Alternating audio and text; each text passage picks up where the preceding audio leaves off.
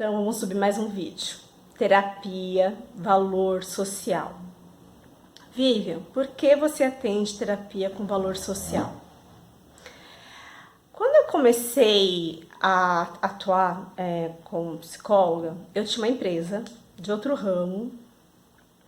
Eu era gestora na área fitness, na área de publicidade. E eu não tinha assim tanto tempo para me dedicar só ao consultório. Acabava que eu fazia trabalhos voluntários e trabalhos em instituições onde o preço tem que ser popular, porque as pessoas que vão até esse lugar são pessoas que necessitam. Um deles, eu sou extremamente grata por ter me aberto portas e portas e portas, porque de lá me veio pacientes, me veio outras indicações, me veio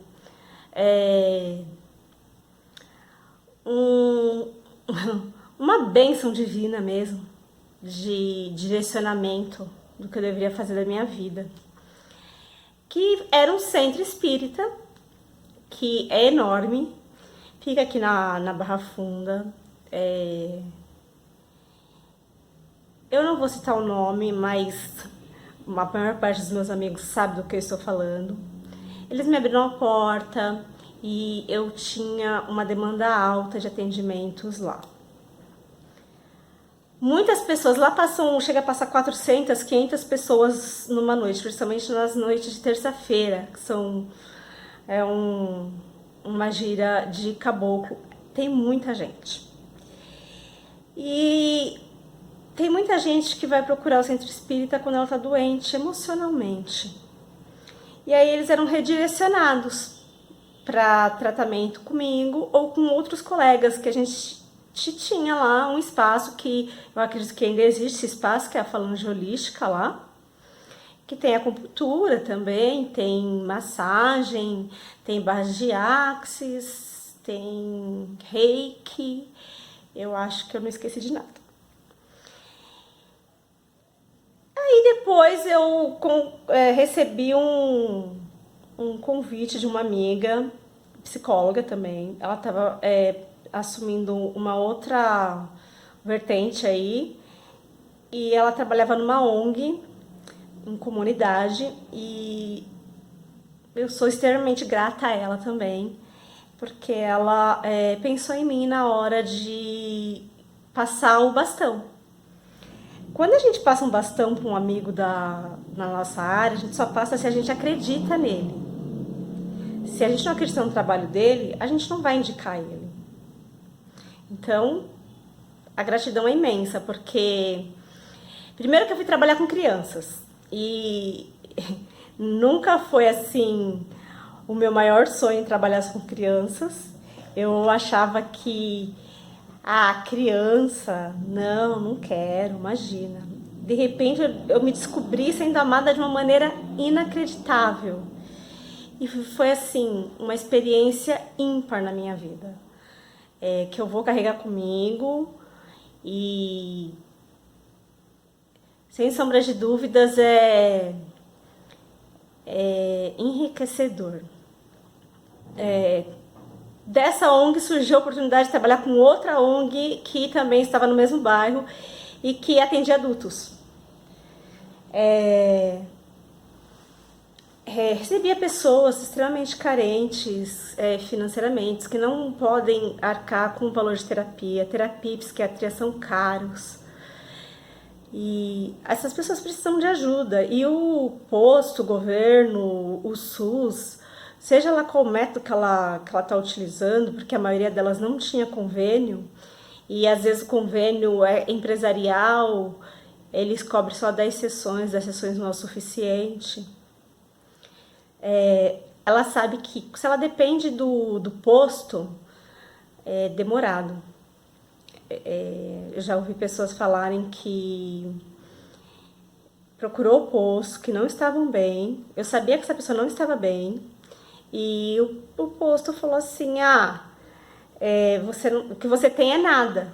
Porque eles estão acostumados a encaminhar para os CAPs e no CAPS você vai encontrar pacientes, muito debilitados, pacientes com problema com álcool, com droga, pacientes esquizofrênicos.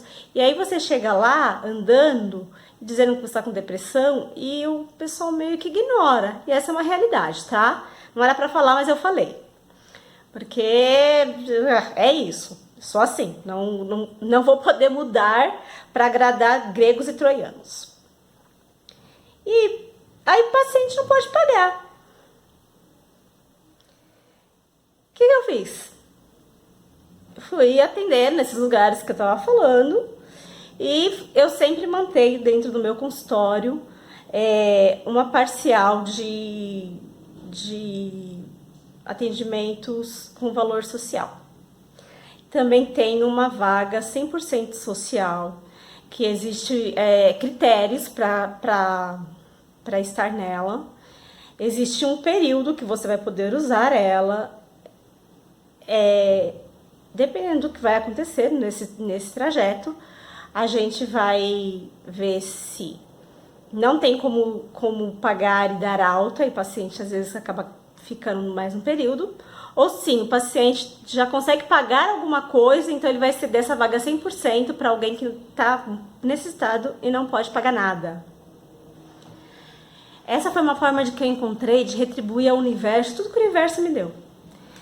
E o universo não me deu pouca coisa, porque eu venho de uma família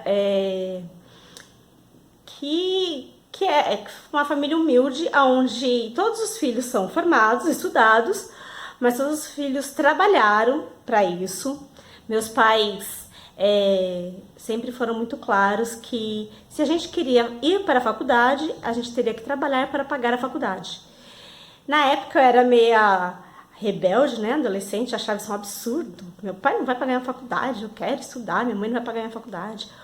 Hoje eu acho que foi a melhor decisão, foi assertivo o que eles fizeram, porque nenhum dos filhos pegou exame, nenhum dos filhos pegou DP, todos os filhos têm pós, todos os filhos foram à luta, tem filho que está com mais de uma faculdade para a segunda faculdade, enfim.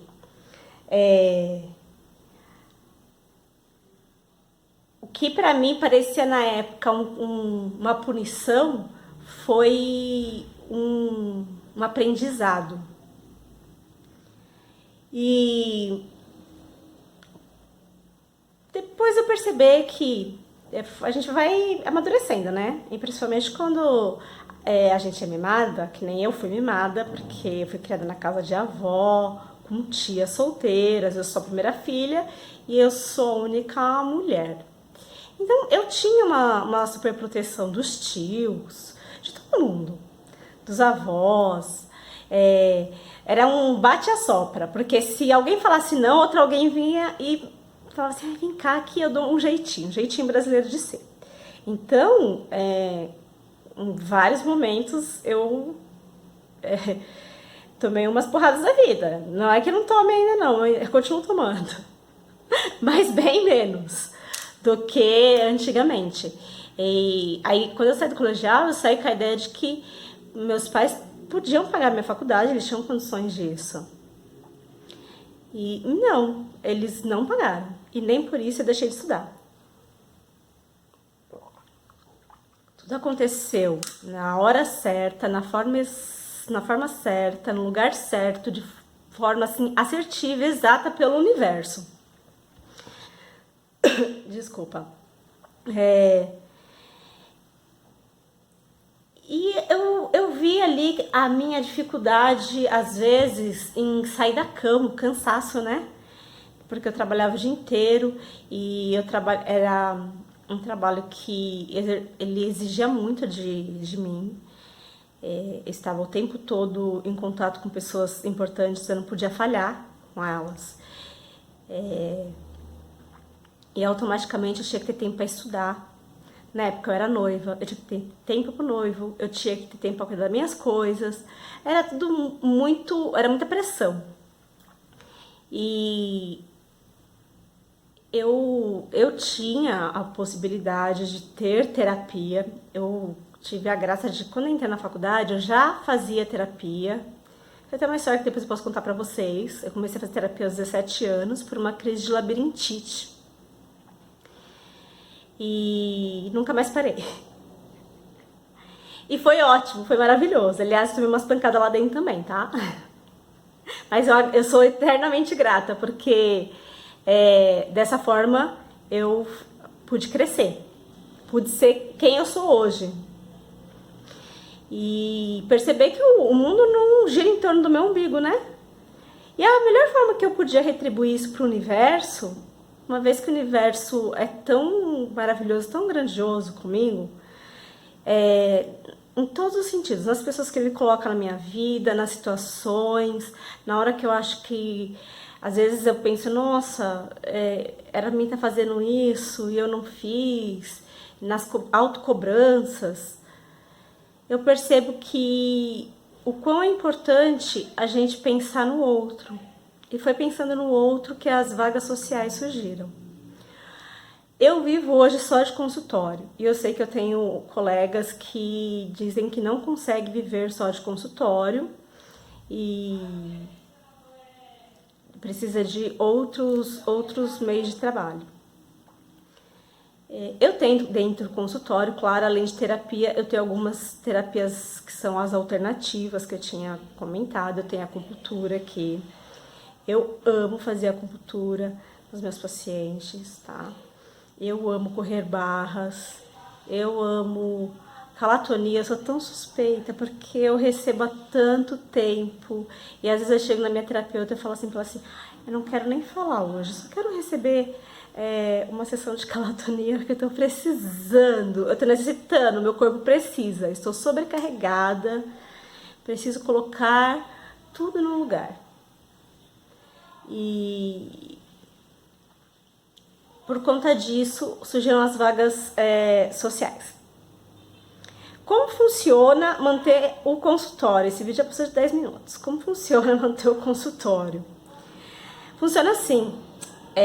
Eu tenho pacientes que pagam valor de CRP, tá?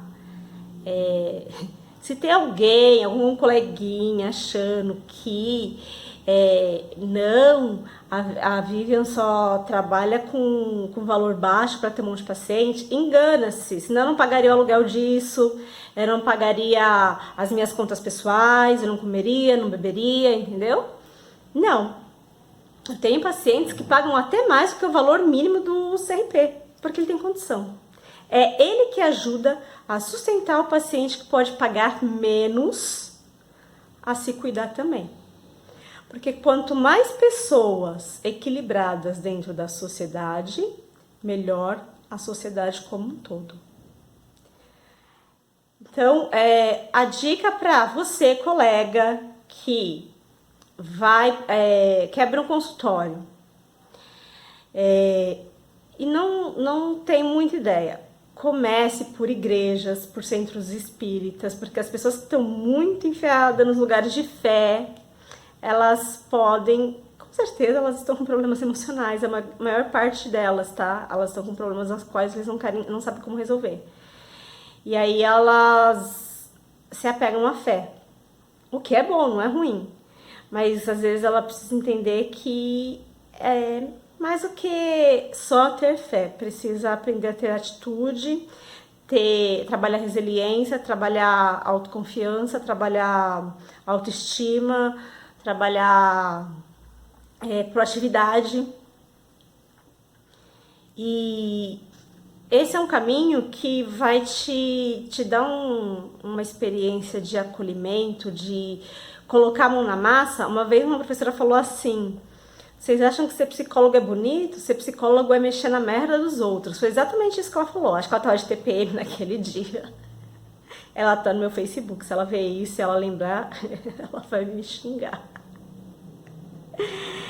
Ela falou isso para uma sala lotada, né? As salas lá eram praticamente sem alunos.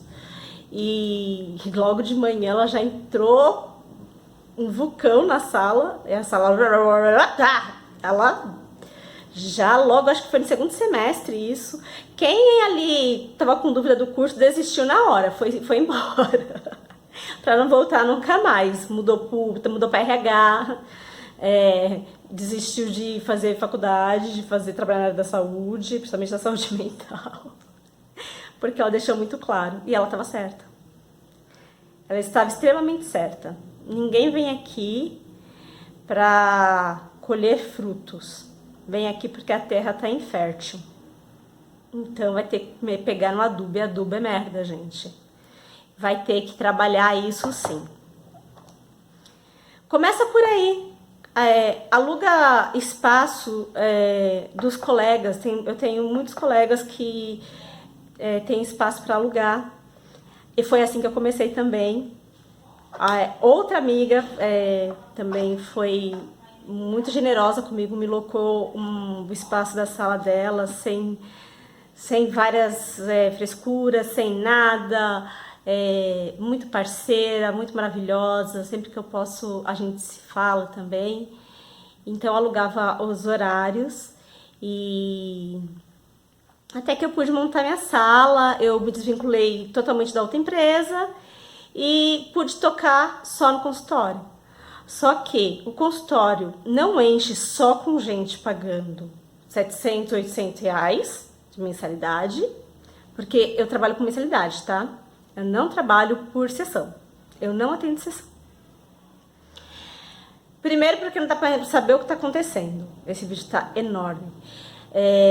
E segundo porque o paciente vai entrar aqui, vai me dizer, eu não vou conseguir fazer nem a anamnese. Minha anamnese é longa, eu já falei isso em outro vídeo. E uma sessão não faz diferença nenhuma, ele rasgar o dinheiro dele. Não atendo uma sessão. Ninguém vai me conhecer em uma sessão, eu não vou conhecer ninguém em uma sessão. É esse o fato. E aí os pacientes, vão lá, terminando isso, os pacientes maiores que têm poder aquisitivo e que pode pagar, pagam por terapia, valor alto, valor real. O CRP lá determinou, por normas, pronto, existe um valor. X, acabou. Não pode pagar, eu peço algumas coisas para comprovar que essa pessoa não pode pagar. E ela, estando dentro desses parâmetros, paga valor social. Essa mistura dá um equilíbrio, eu passo a régua no fim do mês, pago as minhas contas, sobrevivo, ajudo e sou ajudada, certo?